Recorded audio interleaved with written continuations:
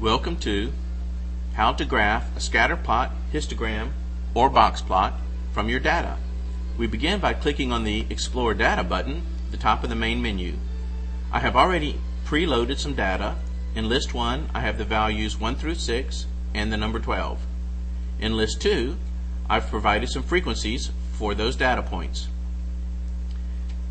To see the graph, we simply click on the main menu. We choose the graph we wish to see. I'd like to start with a histogram. I must say where I put my X values. I must say if there is a frequency. Of course, this is a radio button. If there is no frequency, I would select none. But there is, and it's in List 2. I click Graph, and I see the histogram that's generated from the data. Now, by touching any one of these classes, the class boundaries are displayed, and the frequency for that class is displayed. I can move across. Even if there is nothing, it will tell me that. It will still show me the class boundaries, tell me the frequency is 0. Sometimes you want to graph a relative frequency histogram, so I've provided that option. Now as I move across the histogram, you'll notice the class boundaries are still displayed. However, the frequencies are not the absolute frequencies, they are the percentages or relative frequencies for each class. Now, this may not be the class boundaries you want to use, so in order to change the class boundaries, you select from the menu, Window Options. You click Manual, you give the class width, and you say where you want the class boundary to begin. You click Done, and it will change the class width accordingly depending on what you said.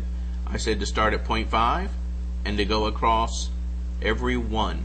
So it goes from 0.5 to 1.5, 1.5 to 2.5, etc. And you notice that I'm still in the relative frequencies, so it's giving me the percentages as I move across. If I want to see the absolute frequencies, I simply click on the menu and I touch Absolute Frequency. Now as I move across the histogram, the class boundaries are displayed. It's the same class boundaries I chose, and the absolute frequency is displayed. Even if there is nothing, it will tell me so. If I had wanted to see a box plot, then as soon as I enter the data, I simply select Box Plot. Again, it asks me where the data is and in which list the frequency is put. Or if there is no frequency, again you would just select none. There is a frequency, it's in List 2. I click on Graph. I am seeing the box plot. You may not recognize these. These are the fences. Let's just touch them. As I touch these things across the screen, I notice that it tells me the lower fence, the minimum value of the data, Q1, Q2, or the median, Q3, the upper fence, and the maximum. You'll notice that the maximum is outside the fence, therefore this maximum is an outlier. It is not connected to the rest of the box plot.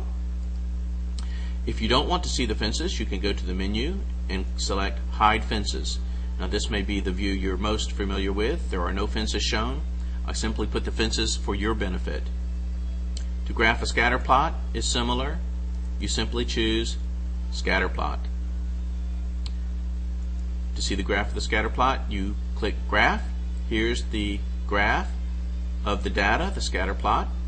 And if I want to read those particular values, I just enable Tap Trace. Now as I touch these, the coordinates are displayed across the bottom.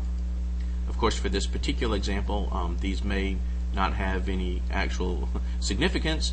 However, it is something you can do. Just by touching the screen, you can read each one of these data points, so you can get a visual representation of your scatter plot.